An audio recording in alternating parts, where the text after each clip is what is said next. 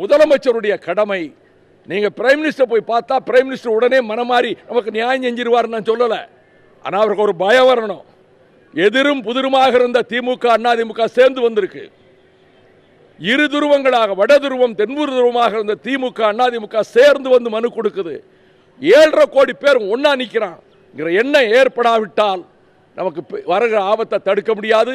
Ethiopia மாதிரி ஆகி பஞ்சமும் பசியும் பட்டினியும் எலும்பும் தோலுமாக நமது பிள்ளைகளும் வருங்கால சந்ததிகளும் ஆவார்கள். உடனடியாக காவிரி மேலாண்மை வாரியம் அமைப்பதற்கு பிரதமர் நடவடிக்கை எடுக்க வேண்டும்.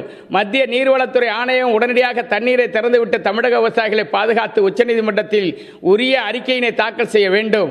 இதை தவறுவார்களேயானால் தமிழக முதலமைச்சர் உடனடியாக சதானந்த கவுடா மீதும் அதேபோல பிரதமர் மௌனம் காக்கிறார் என்பதை ஒரு குற்றச்சாட்டாக உச்சநீதிமன்றத்தில் பதிவு செய்ய வேண்டும்.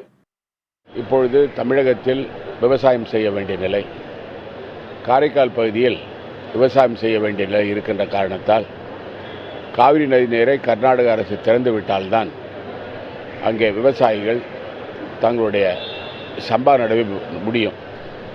அந்த சூழ்நிலையில் கர்நாடக அரசு மறுத்திருப்பது மிகவும் வருத்தத்துக்குரியது. உச்சநீதிமன்ற தீர்ப்பை அனைத்து மாநிலங்களும் ஏற்றுக்கொள்ள வேண்டும்.